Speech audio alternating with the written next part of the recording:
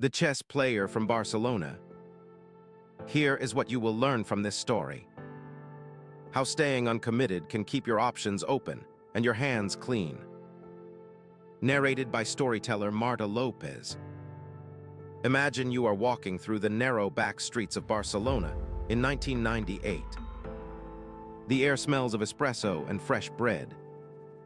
You are 19, broke, and carrying a folder of half-finished architecture drawings. That was me. I needed a job, any job. A friend told me 2 rival builders were looking for an office assistant. One was Don Carlos, tall, loud, always in white linen. The other was Don Miguel, quiet, always in gray, eyes like a hawk. Both had sites across the street from each other. Both hated each other for reasons no one could remember. I interviewed with Don Carlos first. He leaned back in his chair and smiled. "You work only for me, you keep your mouth shut. I pay you cash every Friday." I nodded, but something felt heavy in my stomach. I asked for a day to decide. That same afternoon, I walked across the street. Don Miguel's office smelled of fresh paper and ink. He did not smile.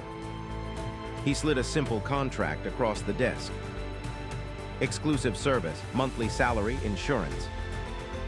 I said I needed a day to decide. That night I sat on the beach, watching the fishing boats blink their small lights. My mother had taught me one thing before she passed. When 2 dogs fight over the same bone, stand still. The bone will come to you, or you will walk away unbit. I decided to stay in the middle. Next morning, I put on my cleanest shirt and went to Don Carlos. "I can give you 2 mornings a week, nothing more, and I keep freelance rights." He laughed, slapped the table, agreed. He needed someone smart more than he needed loyalty. I did the same with Don Miguel that afternoon. 2 afternoons a week, freelance rights. He studied my face, nodded once.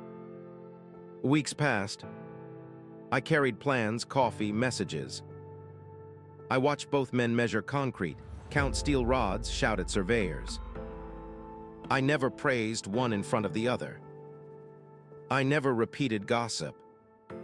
When suppliers asked who I worked for, I smiled and said logistics. One rainy Thursday, a city inspector showed up at Carlos' site. A retaining wall had shifted during the night. Work stopped.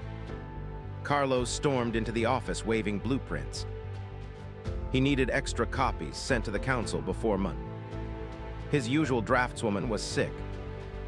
He looked at me, desperation in his eyes. "Can you redraw this by tomorrow morning?" I could have said yes immediately. Instead, I said, "Let me check my schedule." I walked to Miguel's site. Same problem, different wall. Miguel needed the same drawings. I told both men the same thing. "I can deliver by tomorrow noon, but I need freedom to bring in help and bill you separately." They agreed without blinking. I hired 2 classmates, paid them half, kept half, finished by dawn. Months later, a new metro line was announced. Both builders wanted the big contract. Each tried to recruit me full-time.